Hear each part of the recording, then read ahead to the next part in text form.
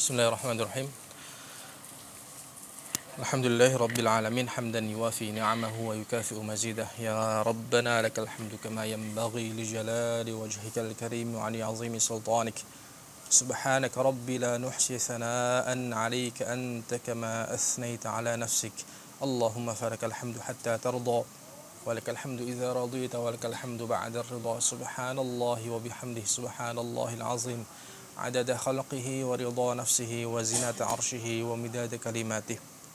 اللهم فصل وسلم وبارك على سيدنا ومولانا محمد في كل لمحة ونفس بعدد كل معلوم لك وعلى آله وصحبه أجمعين. اللهم لا سهل إلا ما جعلته سهلا وأنت تجعل الحزن إذا شئت سهلا. سبحانك رب لا علم لنا إلا ما علمتنا إنك أنت العليم الحكيم وتب علينا إنك أنت التواب الرحيم. اللهم علمنا ما ينفعنا وانفعنا بما علمتنا وزدنا علما نافعا. رب زدنا علما وارزقنا فهما وزدنا هدى وارزقنا قبولا. اللهم فقهنا في الدين وعلمنا التأويل. اللهم رزقنا أولادا صالحين فقهاء في الدين. اللهم رزقنا أولادا صالحين فقهاء في الدين. اللهم رزقنا أولادا صالحين فقهاء بالدين برحمتك يا أرحم الراحمين. اللهم افتح لنا فتوح العارفين ونور قلوب تلاميذنا واشرح صدورنا وصدورهم برحمتك يا أرحم الراحمين. أحييكم تحية الإسلام تحية أهل الجنة. السلام عليكم ورحمة الله وبركاته. Alhamdulillah, sore ini kita mengawali di 10 pertama bulan Zulhijjah, di mana kita sering dan selalu berulang hadis tentang keutamaan 10 awal dari bulan Zulhijjah. Maka sekiranya hari ini barangkali ada yang belum sempat sahur, puasa, besok insyaallah puasa, ya. Mal amal fi hadzal syahr, fi hadzal ashr a'zam, ya. Tidak ada amalan yang lebih besar daripada 10 hari pertama dari bulan Dzulhijjah. Ya.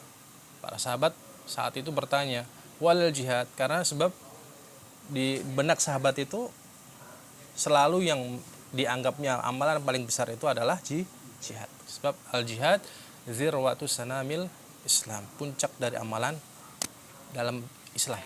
Paling tinggi jihad. Ya.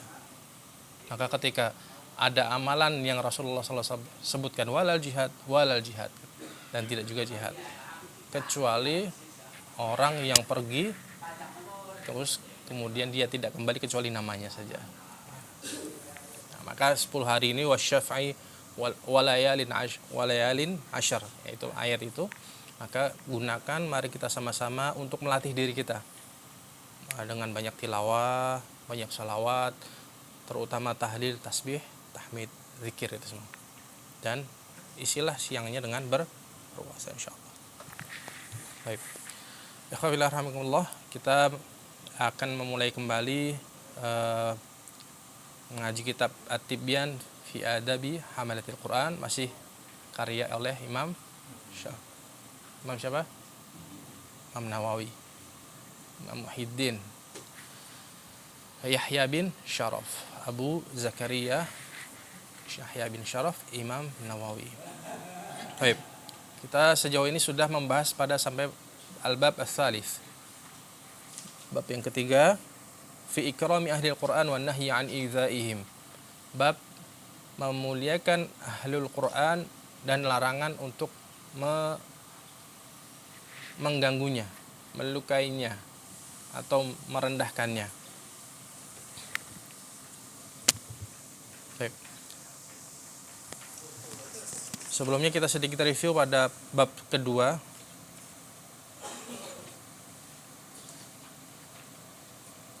Supaya teman-teman yang ketinggalan bisa nyambung sedikit, review sedikit. Karena bab kalau ngulang lagi bab 1 kelamaan, jauh, ya. Bab 2 pendek. Al-bab tsani. Bismillahirrahmanirrahim. Qala al-muallif Al-Imam An-Nawawi rahimahullahu taala wa nafa'ana bihi wa bi ulumi fid dharain. Bab yang kedua, fi tarjihil qira'ah wal qari'u ala ghairihima. Bab mengutamakan al-qiraah wal qari', bacaan, artinya keutamaan antara qiraatul Quran dan pembacanya selain daripada kedua itu. Ya. Artinya orangnya dan aktivitasnya tidak ada yang lebih unggul dari dua itu. Sabata an Abi Mas'ud al-Ansari al-Badri radhiyallahu anhu an Rasulillah sallallahu alaihi wasallam qala ya ummul qaum aqra'uhum li kitabillahi ta'ala rawahu Muslim. Yang menjadi imam ya ummu yang menjadi pemimpin suatu kaum, yang menjadi pemimpin dalam salat. Aqra'uhum li kitabillah, orang yang paling aqra, qari. Tentu definisi qari saat itu dengan sekarang berbeda. Yang dulu itu afqah, juga yang paling afsah, afham, ya. Fiqhus shalah, kemudian bacaannya juga bagus. Sehingga kalau dimaknai seperti zaman sekarang, qari tentu tidak sama dengan zaman dahulu. Baik. Wa an Ibnu Abbas radhiyallahu anhu maqala kana al-qurra'u ashaba majalisi Umar radhiyallahu anhu wa musyawaratihi kuhulan kanu aw syubbanan. Dari Ibnu Abbas radhiyallahu anhuma, beliau berkata, orang-orang yang bergelar qurra, ya.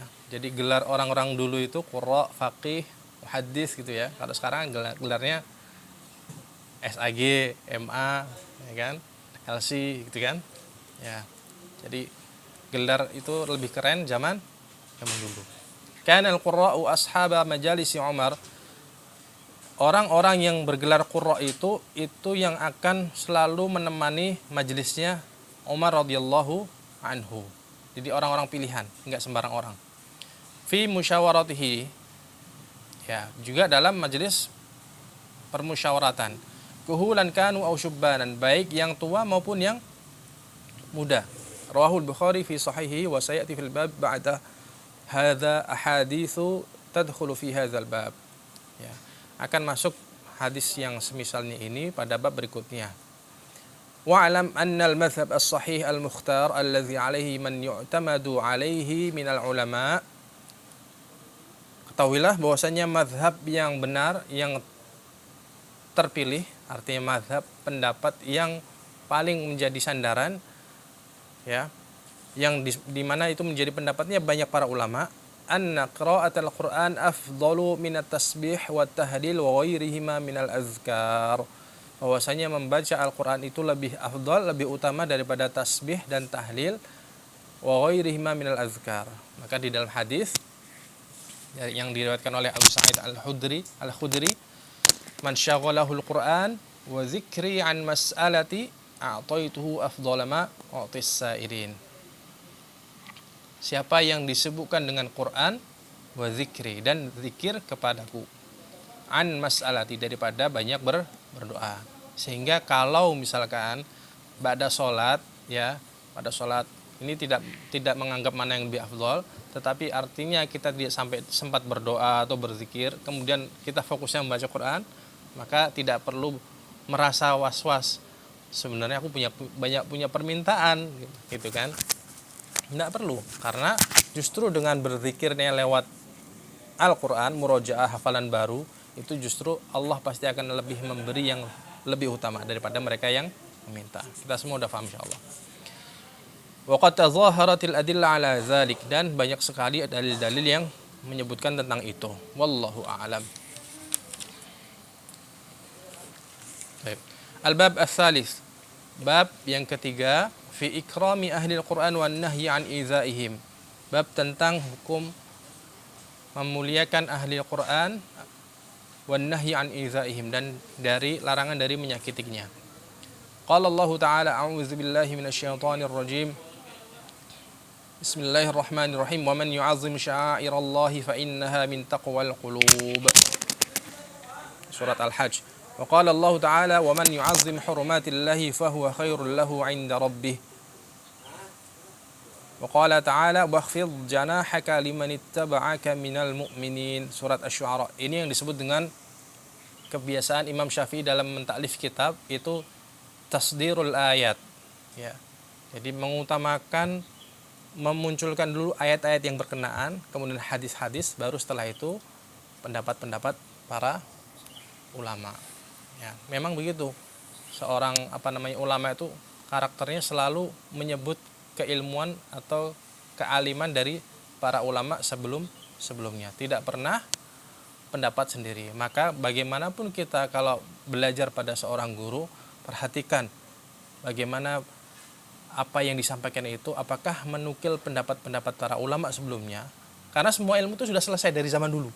Semua itu sudah selesai. Termasuk misalkan kita belajar tajwid itu atas kehebatan para ulama yang membuat istilahnya mutun. Ilmu itu bagaimana dirangkai dalam menjadi sebuah bait-bait, ya kan? Maka kalau tajwid ada Al-Jazariyah, itu sudah selesai semuanya. Makanya ketika kemarin saya ketemu Syekh Mahir itu, beliau punya kitab tajwid, ya. Kemudian alhamdulillah saya diberikan itu, sekalipun sebenarnya sudah lama itu karena file itu saat itu saya diberikan dalam bentuk file PDF tahun 2014. Nah, sekarang saya mendapatkan bukunya, cetakan yang ketiga. Ketika itu saya izin untuk boleh nggak saya mengajarkannya. Nah, gitu kan. Kata beliau, salah kalau antum minta izin sama saya, minta izin sama Imam Ibnul Jazari. Karena bagaimanapun kita ini hanya mengumpulkan saja. Jadi sama sekali kalaupun sepintar-pintar kita tajwid atau tahsin saat ini, tidak mungkin kita ngarang sesuatu yang baru lagi, tidak mungkin. Karena memang agama itu seperti itu. Beda sama penemuan-penemuan sains kan begitu. Bisa terjadi penemuan-penemuan baru, tapi kalau agama tidak bisa. Al-isnadu juz'un minad din. Laulal isnadu laqala man syaa man syaa. Sanad itu bagian dari agama. Kalau bukan karena sanad, pasti akan semua orang laqala man syaa ma syaa, kata Ibnu Barak. Ya.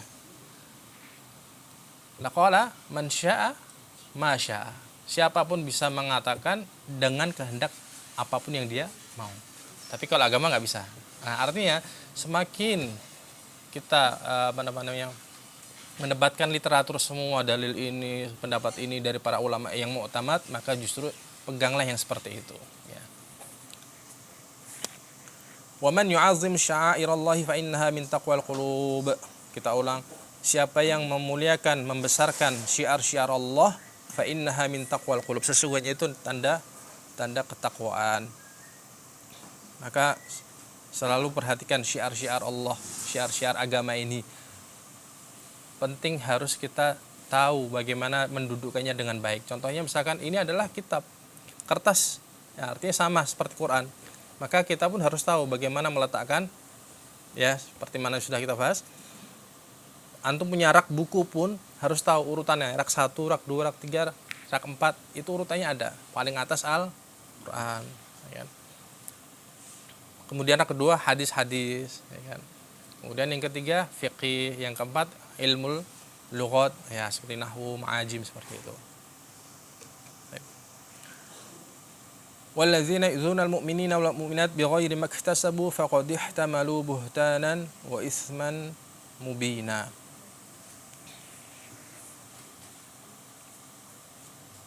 Perhatikan ayat-ayat yang dikutip oleh Imam Nawawi ini tidak menunjukkan ada kata-kata ahlul Quran, tetapi secara keumuman, limanittaba'aka minal mu'minin wakhfid janahaka limanittaba'aka minal mu'minin, dan rendahkanlah sayapmu, artinya jagalah sopan santun adab terhadap orang-orang beriman.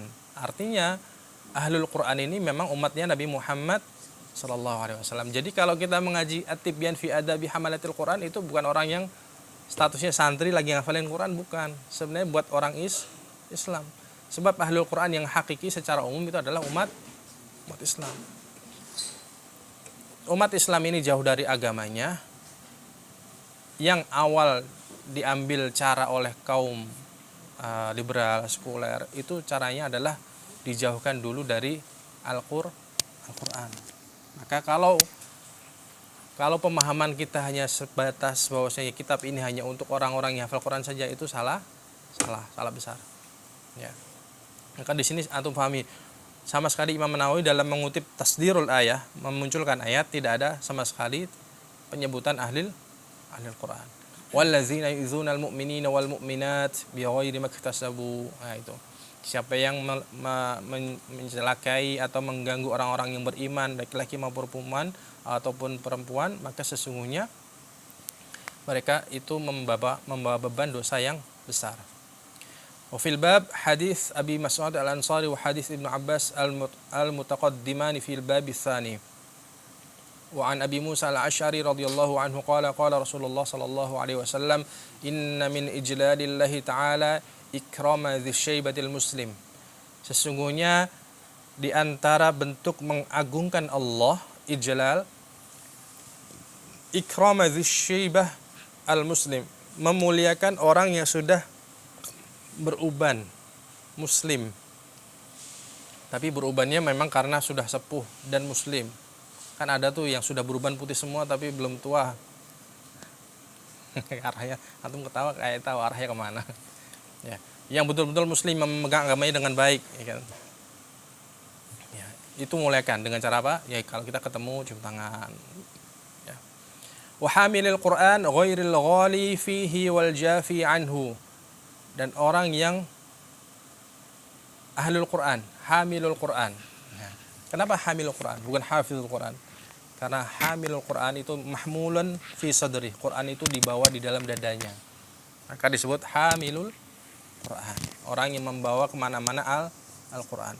Ghairil ghali fihi, bukan mereka meskipun hafal Quran tapi bukan yang ghairil ghali, orang yang berlebihan. Berlebihan itu melampaui batas. Bagaimana dengan Al-Quran melampaui batas, berlebihan? Ketika misalkan contohnya ayat-ayat yang misalkan bersifat waqatiluhum, ya kan? Ada hatta la takuna fitnah. Perangilah dimanapun kamu menemuinya. Meskipun hafal Quran, tapi kalau berlebihan artinya cara berpikirnya tidak sesuai cara pandang ulama, berlebihan sampai kemudian ayat yang sifatnya di masa itu adalah fase untuk jihad, kemudian dipakai secara umum di masyarakat kita, maka semua orang akhirnya tidak didakwahi dulu tapi langsung dibom. Itu kan berlebihan, ya. Meskipun hafal Quran tapi tidak yang seperti itu. Ghairil ghali fihi. Padahal ayatnya masih banyak. Ada wa in ahadum minal musyrikinas istajaraka faajirhu, masih ada. Tapi yang itu enggak dipakai, ya, itu kan berlebihan.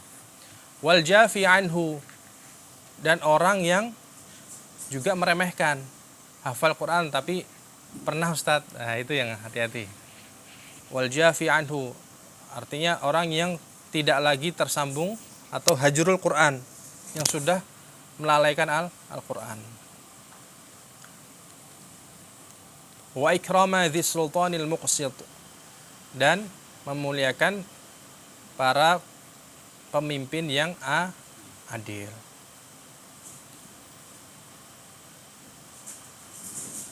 Di surat Al-Jin, perhatikan kalimat muqsit sama qasit itu kan kalau kita belajar bahasa Arab seolah-olah maknanya sama kan, ala wazni fa'il, ala wazni muf'il, tapi maknanya beda jauh. Coba di surat Al-Jin yang bunyinya muqsit gimana?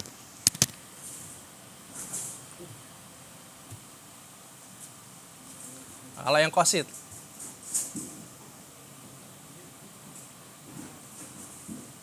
tolong gua dulu coba. Beda. Qasid sama muqsid sudah beda arti.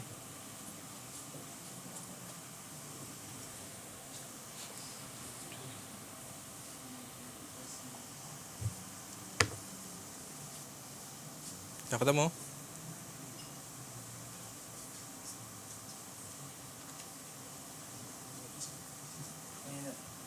Ya.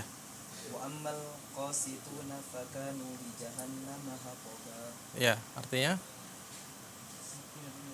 Dan adapun yang menyimpang dari kebenaran maka mereka menjadi bahan bakar bagi neraka jahanam. ya. Berbeda ya. Menyimpang. Kalau qasid itu menyimpang. Kalau muqsid adil. Muqsid. Baik.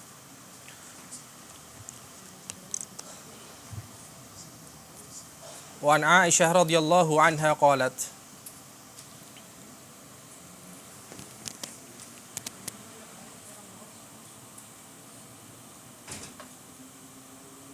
Amarana Rasulullah sallallahu alaihi wasallam an nunzilan nasa manazilahum. Dari Aisyah radhiyallahu anha, beliau berkata, Rasulullah sallallahu alaihi wasallam memerintahkan kami an nunzila annas manazilahum, untuk membuat kelas-kelas manusia. Jadi ini rupanya perintahnya Rasulullah menempatkan manusia sesuai kedudukannya. Jadi kalau kita misalkan ada istilah masuk lembaga baik sekolah maupun kerja, itu ada istilahnya placement test. Itu untuk menempatkan mana yang nanti masuknya level atas, sedang atau bawah gitu ya. Maka sebenarnya Rasulullah pun sudah memerintahkan amarona an nunzilan nas manazilahum. Maknanya contoh besarnya adalah kalau saat ini masyarakat misalkan bikin acara kondangan, itu kan, acara kondangan itu ada tamu VVIP, ada tamu VIP, kan begitu ya. Perlu yang harus kita rubah itu, buatlah tradisi baru. Perhatikan undangan-undangan itu berdasarkan hafalan Qur'annya, kan begitu. Jangan sampai orang-orang yang kaya begitu kan, sementara orang-orang yang misalkan kita ngundang anak yatim hafal Quran misalkan, itu di belakang semua keruyuan gitu, yang VVIP depan semua gitu. Sementara ketika suruh baca Quran nggak bisa, itu salah. Nah, jadi kita harus ikuti perintah Rasulullah SAW bahwasanya untuk menempatkan manusia itu pada makomnya masing-masing. Rawahu Abu Dawud fi sunanihi wal Bazzar fi musnadihi. Qala al-Hakim Abu Abdullah fi ulumil hadis. Huwa hadithun sahih. Imam Nawawi selalu berusaha untuk tidak mengeluarkan hadis dalam kitabnya kecuali selalu yang sahih. Wa an Jabir bin Abdullah radhiyallahu anhuma anna Nabiyya sallallahu alaihi wasallam kana yajma'u baina ar-rajulaini min qatla Uhud thumma yaqulu ayyuhuma aktharu akhdhan al-Qur'an fa idza ushira ila ahadihima qaddamahu fil lahdi. Rawahu al-Bukhari. Wa an Jabir, dari Jabir bin Abdullah radhiyallahu anhuma anna Nabiyya sallallahu alaihi wasallam, bahwasanya Rasulullah sallallahu alaihi wasallam kana yajma'u bainar rajulaini min qatla Uhud. Saat itu wafatlah atau gugurlah syahid di perang Uhud ya, ada dua orang. Tsumma yaqulu, kemudian Rasulullah sallallahu alaihi wasallam, ayyuhuma aktsaru akhdhanil Quran, siapakah di antara dua ini yang paling banyak hafalannya Al-Quran? Fa iza usyira ila ahadihima qaddamahu fil lahdi. Maka ketika salah satunya yang lebih banyak, dia yang lebih duluan masuk ke lahad. Artinya dikuburkan bareng-bareng. Yang paling utama adalah yang paling banyak hafal Al-Quran. Maka kalau misalkan kita perhatikan guru-guru kita, kadang-kala waktu kita masuk ruangan tasmi gitu kan, masuk ke kantor beliau, itu menyambut muridnya dengan berdiri, tapi dengan apa? Dengan pemahaman jangan kita GR, sebab beliau melakukan tersebut berdiri karena Quran yang ada di dadamu. Beliau bilang seperti itu. Jadi kalau misalkan tawadhu'nya seorang guru, artinya guru-guru kita itu terhadap muridnya pun berdiri, tapi yang dilihat apa? Karena Qur'annya di dalam dada ya. Maka seperti itulah keutamaan Al-Quran.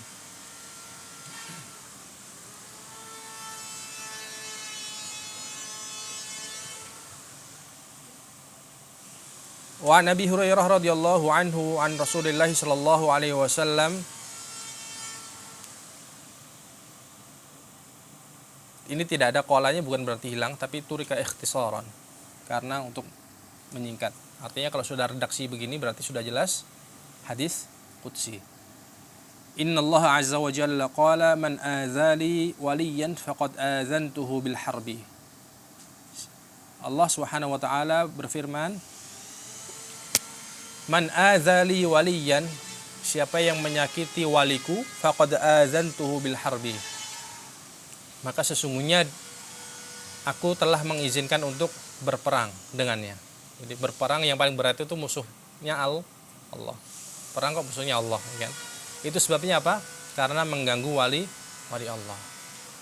Ya, kalau di zaman sekarang istilahnya wallahu alam apakah masuknya politik atau tidak, tapi yang jelas kalau misalkan memang ulama itu yang lebih dipojokkan, mengkriminalisasi ulama, itu hati-hati sebenarnya. Siksanya berat. Dan itu tanggungannya bukan hanya dunia tapi akhirat. Wa thabata fi sahihaini anhu sallallahu alaihi wasallam annahu qala man shalla subha fa huwa fi zimmatillahi ta'ala fala yatlubannakumullahu bi syai'in min zimmatihi. Saya mau tanya, di mana syahidnya hadis ini? Syahid itu artinya yang digaris bawahi bab ini yang mana? Man shalla subha, ya,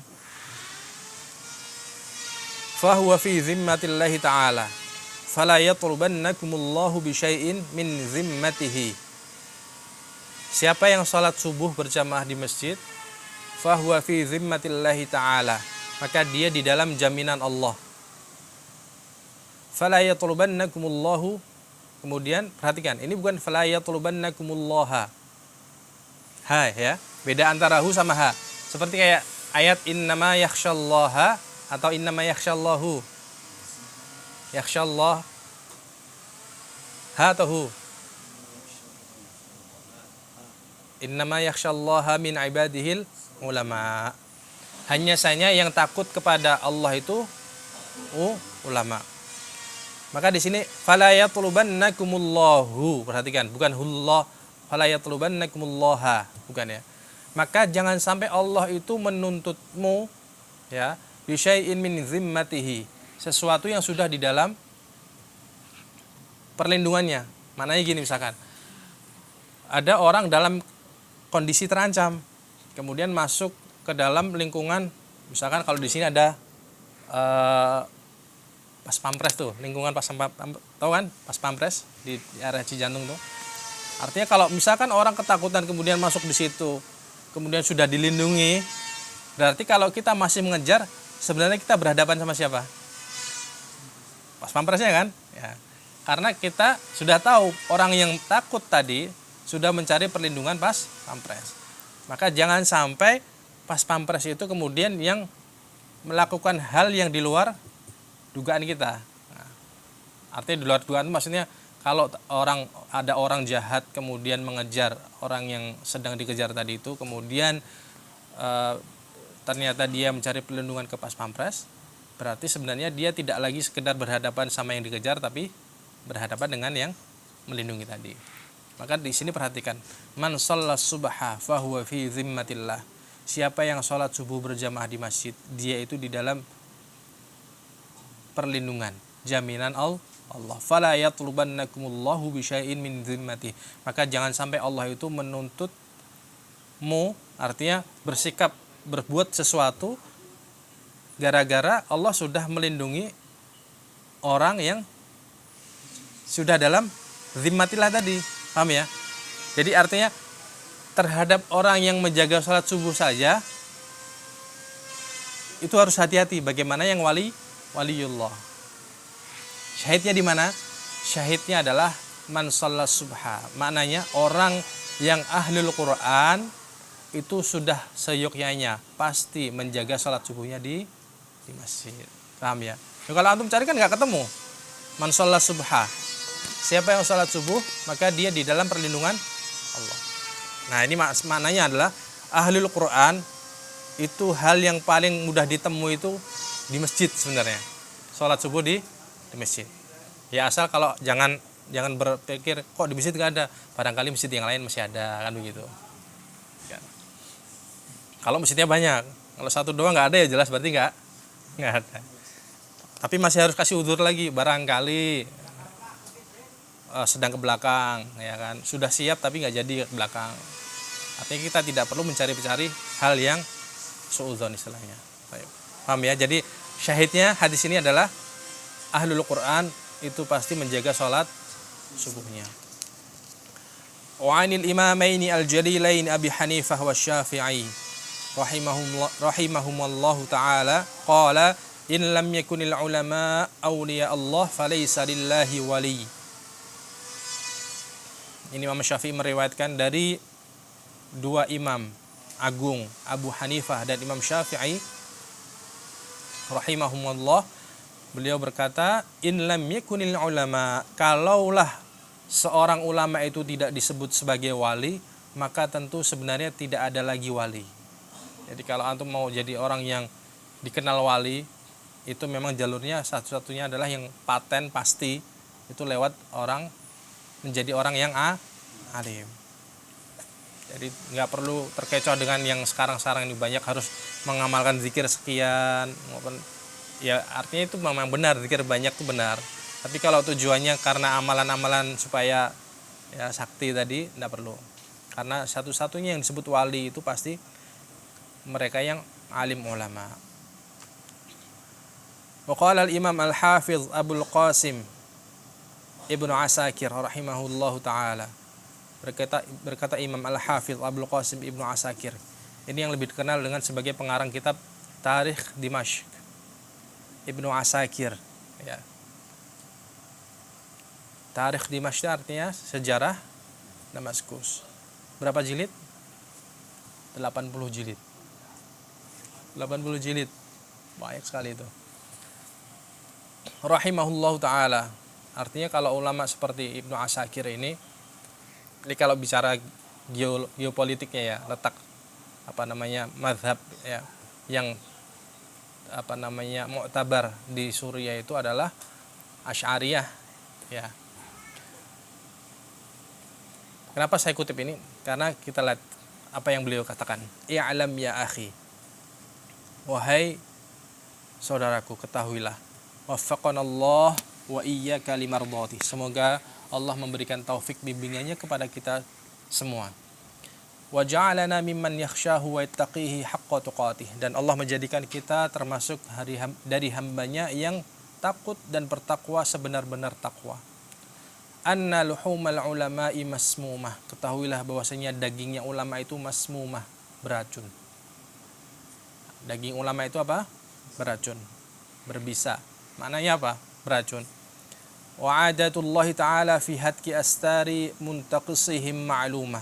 Dan adatullah itu artinya Allah sudah mempunyai hukum kebiasaan. Fi hatki astari muntaqisihim ma'lumah. Bahwasanya Allah terhadap mereka-mereka yang suka mencari celah-celah kesalahan para ulama itu sudah Allah sudah diketahui. Ma'lumah. Sudah jelas maknanya. Sudah jelas bahwasanya perilaku atau perbuatan Allah terhadap mereka-mereka yang suka mencari-cari celah kesalahan ulama itu pasti akan dibuka aibnya. Ya. Wa anna man atlaqa lisanahu fil ulama bisalbi ibtalahu. Orang-orang yang suka melepaskan lisannya, artinya mengontrol lisannya. Dengan gurunya enggak ngontrol lisannya, suka ngomong di belakangnya, itu hati-hati. Bisalbi ibtalahu, pasti akan Allah temui ujiannya. Dia akan menemui ujiannya. Ya. Maka sebenarnya ketika kita menjadi santri, itu tabungan masa depan kita. Semakin baik kita menjadi santri, keberkahan masa datang itu pasti akan kita ketemu. Barangkali banyak musibah-musibah atau ujian-ujian misalkan yang mungkin dirasakan. Sebenarnya asalnya karena apa tadi? Kita berani berbicara di belakang guru sesuatu yang sebenarnya tidak mereka suka. Itu hati-hati. Sebab Allah yang bilang, falyahzaril ladzina yukhalifuna an amrihi, ya. Oh, masih ada. Qabla mautihi bimautil qalbi. Orang yang suka tidak mengontrol lisannya pasti akan Allah uji. Qabla mautihi bimautil qalbi. Sebelum meninggal pasti dia akan mengalami yang namanya kematian hati. Dia tidak bisa merasakan nikmatnya ibadah. Jadi hati-hati, kalau barangkali kita ini tidak merasakan nikmatnya ibadah, bisa jadi karena kita tidak hormat kepada guru. Depannya mungkin hormat, tapi di belakangnya mungkin tidak baik. Falyahdharil ladzina yukhalifuna an amrihi an tusibahum fitnah aw yusibahum azabun alim. Berhati-hatilah terhadap orang yang menyelisih urusan atau agama ini, perintah Allah, an tusibahum, maka mereka pasti akan menemukan yang namanya ujian atau azab yang pedih. Apa yang maksudnya yang tadi saya sampaikan? Geopolitik letak Suriah itu adalah mazhab Asy'ari. Sebab kata-kata Ibnu Asyakir ini sering yang dipakai ulama-ulama Wahabi. Mohon maaf, terus terang ini. Ya, saat ini yang sering terjadi perselisihan di antara umat Islam sendiri itu antara Wahabi dan Asy'ari. Sementara orang-orang Wahabi sendiri mengutip kata-kata yang keluar sendiri dari Ibnu Asyakir. Hati-hati loh, daging ulama itu beracun. Padahal kata-kata itu milik siapa? Milik Asy'ari. Ketika ulama-ulama mereka dikritik, itu mereka pasti akan berdalil. Ihdar, hati-hati. Luhumul ulama masmumah. Gitu kan. Padahal kesalahan-kesalahan itu yang kesalahan dibuat sendiri, tapi ngambil dalil dari ulama seberangannya. Gitu kan, lucu jadi. Luhumul ulama masmumah, daging para ulama itu beracun. Ya. Hindari. Saya berharap kita semua dalam bab perselisihan ini tidak perlu diangkat kalau tidak penting, ya. Istilahnya kita sifatnya cukup sebagai counter attack aja. Tidak perlu yang memulai, ya. Dan yang perlu kita pahami, al-intiqas ini adalah sama sekali tidak sama dengan al-khilaf fil ilm. Berbeda pendapat dalam bab ilmu. Kita tahu mazhabnya Imam Malik tuh, ya, yakhtalif bilkul, sama sekali tidak sama dengan mazhabnya Imam Syafi'i. Hampir semuanya banyak perbedaan. Tapi bagaimana kata Imam Syafi'i? Kalau Imam la in zarani fa bi fadlihi. Ya kan? Ini tawadhunya Imam Syafi'i. Kalau sampai Imam Malik itu datang kepadaku, mengunjungiku sebagai murid, fa bi fadlihi, ya karena keutamaan Imam Malik. Wala in zurtuhu, kalau aku mengunjungi Imam Malik, fali fadlihi, ya karena memang keutamaan Imam Malik. Beda ya. Fabi fadlihi wala in zurtuhu fali fadlihi. Nah, jadi artinya apa? Sedemikian runcing perbedaan itu tadi, tapi tidak menjadikan adab dan hormat antara guru dan murid dan guru itu tidak berubah. Ya.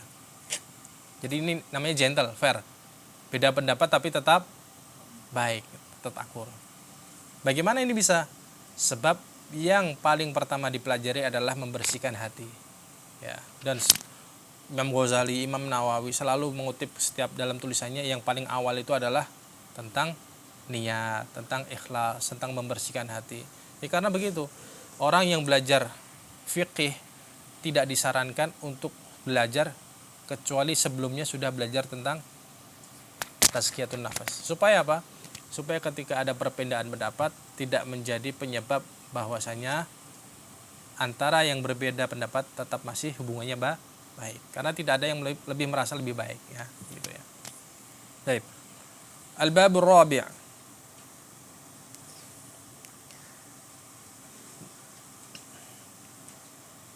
Fi adabi muallimil Qur'an wa muta'allimihi. Adab yang mengajarkan Quran dan yang belajar Al-Quran. Hadzal bab ma'al babaini ba'dahu huwa maqsudul kitab. Bukan hiya ya, huwa. Bab ini dan dua bab setelahnya adalah sesungguhnya yang menjadi fokus dari kitab ini ditulis. Jadi semua yang titik paling penting dari kitab ini letaknya pada bab keempat, kelima, dan keenam. Al-babur rabi', adab orang yang mengajarkan Quran dan orang yang belajar. Jadi kalau kita perhatikan sekarang, saya sering temui dan saya sangat menyayangkan. Kadangkala guru itu ketika menjadi statusnya menjadi musyrif halaqah, itu muridnya yang sedang baca atau sedang ngantri ngantuk gitu ya, namanya tertidur ya, kecuali kalau memang malas-malasan, itu diginikan. Dan kecuali kalau itu adalah menjadi konsumsi pribadi ya, dijadikan konten itu loh. Masalahnya kan sekarang di zaman apa-apa dinaikkan menjadi konten. Artinya kan bisa menegur dengan baik gitu kan. Nah, maksudnya apa? Yang diajari untuk beradab itu bukan hanya mau murid. Jadi guru pun juga harus beradab. Jangan sampai ke bawah situasi atau yang sedang marak zaman sekarang. Sedikit-sedikit tidak bisa lepas dari konten. Bahkan ketika ngaji pun dibikin konten. Maka itu tidak baik. Nah, jangan sampai seperti itu ya. Kan nggak baik. Kasihan santrinya udah terantuk-ngantuk, mungkin kita nggak tahu malamnya berjuang menghafal kan. Kemudian dikelihatkan, wah ini nggak serius ini kan gitu. Kasihan. Wa huwa tawilun muntashirun jiddan. Ya, ini babnya panjang. Wa ana usyiru ila maqasidihi mukhtasarah fi fusul. Tapi akan saya tunjukkan maqasid, maksud artinya tujuan-tujuan tadi itu secara ringkas saja. Fi fusulin, dalam beberapa pasal. Liyashula hifdzuhu, untuk memudahkan menghafalnya, wa dhabtuhu insyaallah taala, dan mempelajarinya, mengingatnya dengan baik.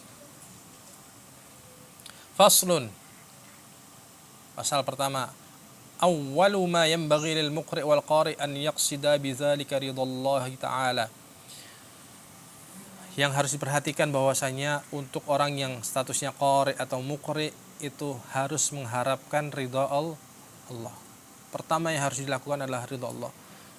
Awal kali pertama memakai baju, kemudian mau keluar, itu banyak-banyak berdoa, ilahi anta maqsudi wa ridhaka matlubi. Itu supaya apa? Supaya hal-hal yang sifatnya tidak lillahi ta'ala itu sudah tersingkap, sudah terpinggirkan dari awal ya. Kita tidak pernah bisa menghilangkan khawatirul qalb, lintasan hati itu tidak pernah bisa. Siapa yang bisa mengontrol lintasan hati? Tidak pernah bisa. Tapi kita mempunyai peranan untuk yasrif, menghilangkan. Nah, hal yang penting yang bisa membantu kita mengalihkan khawatir tadi, lintasan tadi itu, maka kita juga harus dialog dengan nafsu kita, jiwa kita. Maka kita baik berdoa, ilahi anta maqsudi wa ridhaka matlubi. Ya Allah, engkau yang menjadi tujuanku satu-satunya dan keridhaanmu yang aku cari. Hafal ya. Ilahi anta maqsudi wa ridhaka matlubi. Hafal. Mulai dari pakai baju, jalan ke masjid, itu cari keridhaan Allah dengan diawali tadi, supaya lintasan yang tidak baik tadi tersingkirkan. Qala Allah Ta'ala, wa ma umiru illa liya'budullaha mukhlishina lahud-dina hunafa wa yuqimus salata wa yutuz zakah wa dzalika dinul qayyimah. Surat Al-Bayyinah. Mukhlishin itu status apa i'rabnya? Mukhlishin apa? Ada yang tahu? Hala kaunihim mukhlishin, hal mukhlishin, i'rabnya adalah sebagai hal. Tidaklah kita diperintahkan dalam beribadah kecuali satu saja, mukhlishin, ikhlas. Ikhlas itu berarti apa? Fokusnya supaya diterima. Sebab amalan itu tidak diterima kecuali apa? Muwafiqan lima syara', ya, sesuai dengan apa yang Allah syariatkan. Yang kedua, mukhlishan lillah. Jadi sesuai yang diajarkan oleh Rasulullah. Kemudian yang kedua, ikhlas. Orang yang statusnya ahli ilmu, saya yakin insyaallah untuk yang poin pertama selamat insyaallah. Ya, selamat. Sebab apa? Tidak mungkin sholat subuhnya 3 rakaat. Nggak mungkin punya keyakinan ada kesunahan sholat sunnah setelah asar. Tidak mungkin. Ya, saya pasti meyakini itu dengan yakin. Kita semua tahu. Tapi kalau yang namanya mukhlishan, ini butuh tirakat, butuhlah latihan.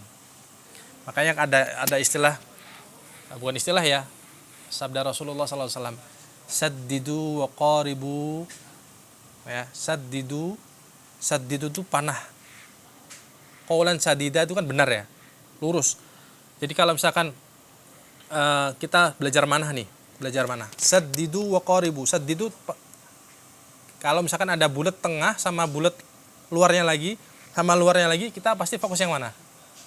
Tengah. Karena paling keren tengah, ya kan? Saddidu, fokuskan itu. Wa qaribu itu artinya kita geser-geser, kadang begini sedikit kita balikin lagi kan begitu. Itu makna wa qaribu. Maknanya apa? Ikhlas itu sebuah perjalanan. Tidak bisa langsung misalkan hari ini nggak ikhlas, besok bisa ikhlas. Hari ini ikhlas, besok nggak ikhlas. Nggak bisa langsung selesai hari ini maksudnya. Ya, itu butuh fase. Ya, butuh ilmu. Maka kata Rasulullah, saddidu wa qaribu itu artinya fokuslah, coba fokus. Karena tahu pasti umatnya itu sedang belajar. Nah, jadi bab ini, bab ikhlas masuk sabda Rasulullah SAW, saddidu wa qaribu, latih terus, deketin terus. Misalkan hari ini belum bisa ikhlas, latih lagi besok. Dan kunci yang paling mudah untuk kita belajar ikhlas adalah memahami bahwasanya setiap amalan yang kita persembahkan, baik dalam istilahnya yang sifatnya ibadah mahdhah, ibadah yang rutinitas, sholat misalkan, atau yang bukan mahdhah, seperti misalkan kita nyimak Quran, itu kan ibadah nilainya. Kalau kita menyadari bahwasanya amalan itu adalah milik Allah, bukan karena kehebatan kita, maka insya Allah ikhlas itu gampang. Masalahnya ikhlas itu susah, kenapa? Karena merasa milik kita. Ya, kalau kita paham misalkan kita mempunyai, contohnya misal saya pribadi misalkan belajar ikhlas misalkan. Sejauh ini saya merasa ini adalah milik Allah, maka ketika kehilangan, tapi tetap kita nggak berharap hilang ya. Ya, nasallallahu alaihi wasallam. Itu ikhlasnya gampang. Kalau kita merasa milik Allah. Tapi kalau kita merasa ini benar-benar milik kita, hilang itu banyak. Baik hilang dengan cara hilang memang hilang, atau rusak, atau diberikan. Jadi itu martabat, urutan. Jadi kalau hilang karena sendiri mungkin lebih ikhlas. Tapi kalau hilang karena dikasihkan, misalkan nih, nggak diterima ya udah. Ya, itu lebih berat. Seperti semalam ya bahas ikhlas. Ikhlas itu urutannya ada. Ya. Jadi maknanya ikhlas yang paling gampang adalah kalau kita menyadari bahwasanya amal itu tidak ada yang milik kita, maka pasti belajar ikhlasnya lebih cepat, gampang, cepat, mudah. Contohnya begini, misalkan Fadli, saya punya uang 100 juta misalkan, saya kasih ke antum, ini modal, antum bikin usaha, buka toko misalkan. Ketika antum sukses besar, artinya untungnya banyak, sudah mulai punya cabang misalkan. Pantas nggak kira-kira? Cocok nggak? Baik nggak? Datang ke saya, Ustadz, saya minta hadiah dong. Saya udah sukses kok cara mengelola toko. Saya bisnisnya udah sukses nih. Mana rewardnya? Hadiahnya mana? Kira-kira pantas nggak gitu? Nggak pantas. Karena 100 juta pun asalnya dari siapa? Dari saya kan? Nah, itu contoh saja, artinya ya saya juga berharap bisa seperti itu. Karena ngasih 100 juta juga berat kan? Antum juga 100 juta juga mau, sama-sama berat. Maknanya begini, kita ini punya amalan apapun, yang harus kita pahami, amal sebesar atau sekecil apapun itu adalah mutlak milik Allah. Wallahu khalaqakum wama, surat apa itu? Wallahu khalaqakum wama ta'malun, ya kan? As-Saffat ya, benar nggak? As-Saffat, benar nggak itu? Wallahu khalaqakum wama ta'malun. Artinya semua perbuatan itu sebenarnya milik Allah. Allah yang karuniakan. Jadi kalau kita kemudian merasa sedekah kita, sholat kita, kemudian kita merasa berjasa, ya Allah aku sudah baik, minta surga dong. Ya, persis nggak kira-kira? Nah, artinya apa? Kita ini memang wa ma umiru illa liya'budullaha mukhlishina lahuddin. Jadi fokus supaya kita ini benar-benar merasa menghadirkan hati, amal kebaikan sekecil apapun itu bukan karena kehebatan kita.